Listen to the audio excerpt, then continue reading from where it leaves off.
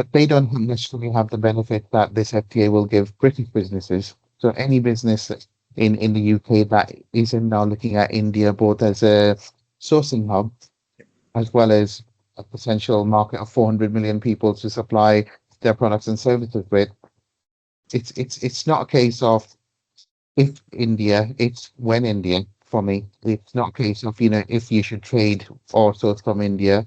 It's a case of why aren't you? That's my view at the moment. I think I would go a step further on this on that, bro. Definitely, kind of not just when for me. I think it's about how quickly is it going to move, because I think it is going to be very imminent, and some of Yeah. the tariff wars which are going on around the world. I know we are not. I don't want to go in a total tangent and leave out some of the exciting stuff that would be covered in this podcast. I know for tariff we should and we will have a different one, but I think that definitely gives an opportunity to reframe and redesign some of the supply chains which are currently existing around the world. And I think this trade deal could be one of the game changers over there, trying to bring some more opportunities about how these countries can actually work together. But then again, having said that, I think there's also this cultural dimension, which I think gets really overlooked at times. And this is from, I know both of us have been in the UK for a few decades now. I've been there for a decade, you have been there for more than that. And even if I look at my experience out here, of living out here, I think some of the cultural dimensions have evolved. I think there is about 1.5 million odd people of Indian heritage today over here, and I think that number is just growing with the impact both the countries are having on each other, and that is definitely a shift, huge shift, not just gradual, on how the consumer demand on the food, fashion, beauty, and a few other things are actually changing. I do remember when we used to take a walk around some of the aisles in some of the supermarkets here a decade ago. The amount of options that we had for Indian food was very limited. It would be just in the section of the world food section kind of thing.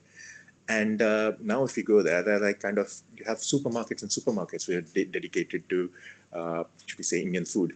And it's not just London; it's across the UK, and I think that definitely has a huge impact. And I think one thing that definitely shapes it when people move from one country to other, while they are definitely open to new experience and they do adopt and adapt to new ways of working within a new foreign country, there are a lot of habits and a lot of ways of living and their comfort which they don't really want to do away with, and they would try to find a way to imbibe that in their new life, and that kind of drives the habits and consumer buying behaviors through and through how things are going on. And I think this free trade agreement is a great vehicle to make sure that that continues and that grows. And absolutely, again, talking about the opportunities, equally, this presents a great opportunity for manufacturers in India to, increase it, exports of their products to UK supermarket shelves. But equally, for UK food and drink producers, there is a massive appetite for British food and products in India as well. So it's opportunities on both sides. I mean, there's immediate opportunities if someone's sourcing from India. Again, talking about the client we've been working with, we save them a six-figure sum just by highlighting that, the products that they are buying from India, all of a sudden the tariffs have gone from 7 to 10% to 0%. So, there's some low-hanging fruit there. You don't have to wait to take advantage. If you are already buying products from India, ask those questions. Is there a tariff and when does that tariff disappear? In case a lot of food products go, Carl, some of the tariffs have gone from 7, 8, 9% to 0%, starting with next shipments. So again, it's not something that you should wait to explore. Right. It's live now. This agreement is live now. So absolutely, if anyone needs any advice, I'm sure we'd be more than happy to help on that front. But absolutely, it's here and now. No, I agree, and I think when I know there are thoughts and then there are views about how great an option Brexit was. Now, obviously, I think there are compelling arguments on both sides of the table, so I'm not going to get into that particular debate today. But then I think what has happened post Brexit is UK has definitely been actively seeking strategic partnerships outside the EU. And while our relationship with EU still is going to be very, very strong because of the geographical location, because of the way the two sets of economies are interconnected around here. But then definitely it gives us opportunity of opening up a future pathway about how would we see this partnership between UK and India growing. How Mm. can we position each of these countries and suppliers from each of these countries as a proper legit source of value that companies on either side can actually transfer to their customers. Uh, they definitely need to look away from diversifying from single geography dependencies, and I think deals like this definitely help in doing that. Yeah, Gopal, I think the supply chain resilience factor is huge. We know over the last few years, disruptions have really driven home the risks of over concentration. What this still gives companies on both sides is options to build more distributed and resilient supply chains. That the whole concept of putting all your eggs in one basket, I think most businesses have realized the dangers of that over the last few years with COVID and the disruptions in the Middle East, the Russia-Ukraine war. You've really got to diversify, and this really does help businesses on both sides to do that. Now, that's very true. And what definitely helps is what definitely is really interesting for me is this is not just this doesn't really have a strong implication only for Mm. the big players.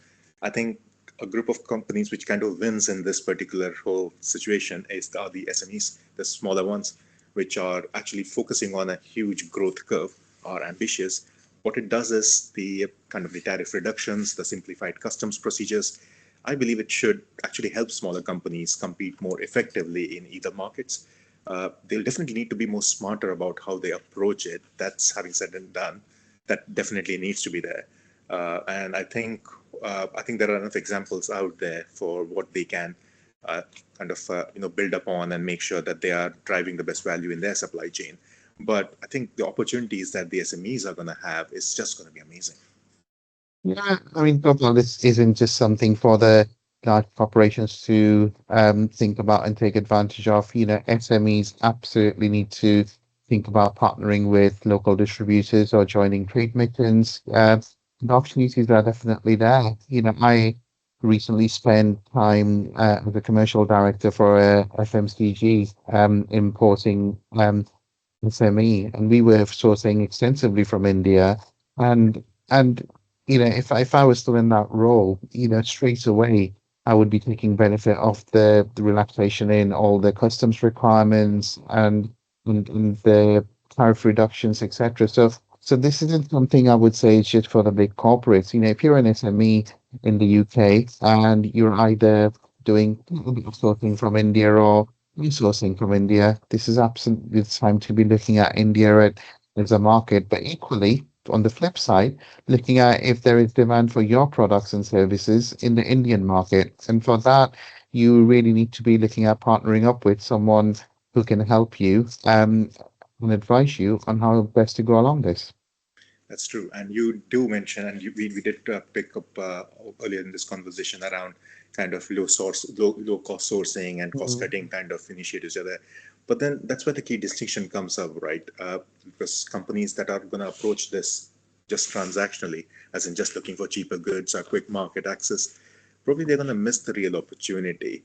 Uh, I believe the winners over here would be the ones who see this as a proper foundation for long term strategic positioning.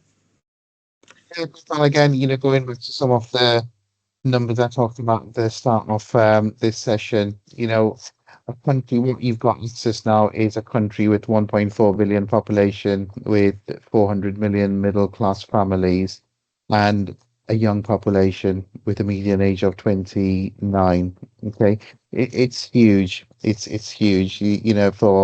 For British businesses, this is a game changer. We've gone from serving a country with 60 million people to all of a sudden having a market which offers you 400 million middle class customers and very young. So, yeah, absolutely. Great opportunity.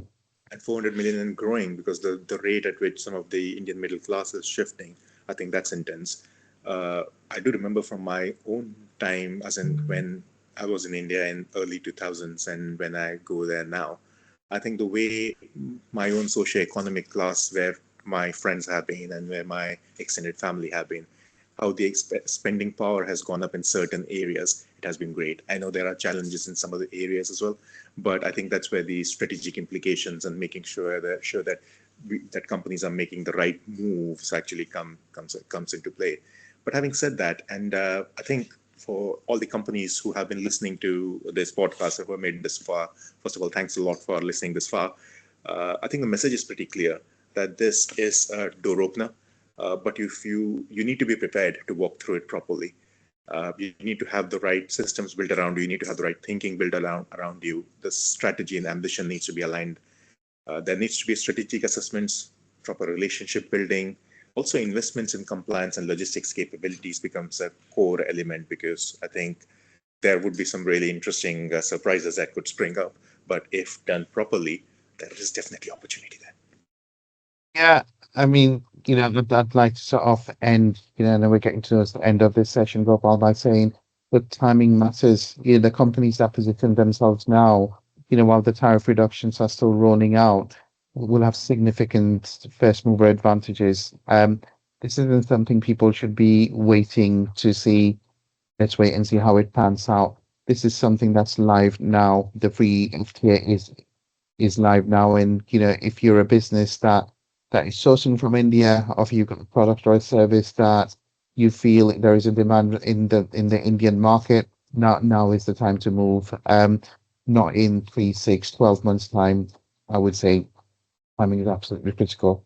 I couldn't have put it better, bro. I think you're absolutely right.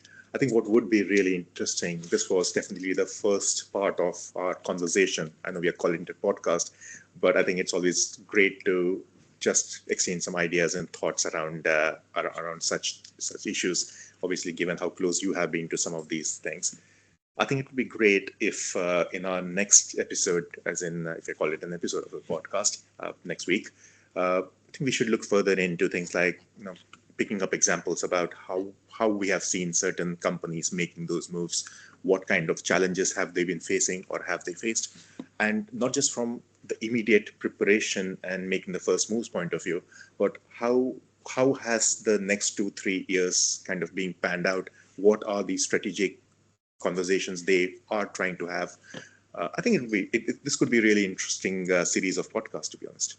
Yeah, absolutely, Paul, and I look forward to it. I think in our next podcast we should talk about some of the details around the tariff reductions that are there. Yes. I've talked about the immediate benefits, and again, we should talk about how the tariffs have changed and changing what the timescales are for those. Some of it's already disappeared. It's disappeared from the next purchase order, or some of them will be disappearing in the next 1 to 10 years even. But again, this is all about timing. This is all about planning. So yeah, looking forward to do it. But once again, great opportunity on both sides. And as we said at the beginning, it's bringing the two countries even closer from a trading perspective.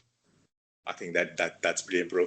Just before we end, I think there could be an interesting one. What I would for all the viewers and listeners on this one, let's play it this way. Like obviously, we would have some great examples to. We believe some really good examples to share with the audience here.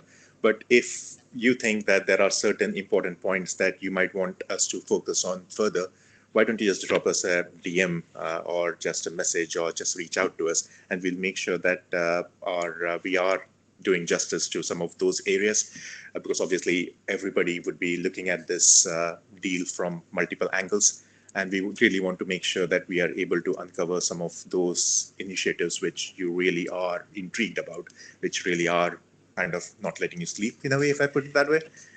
So yeah, feel free to drop us notes on this, and really looking forward to the next session, bro. Absolutely. Good speaking with you, Paul. And yeah, Likewise. we'll have another conversation soon.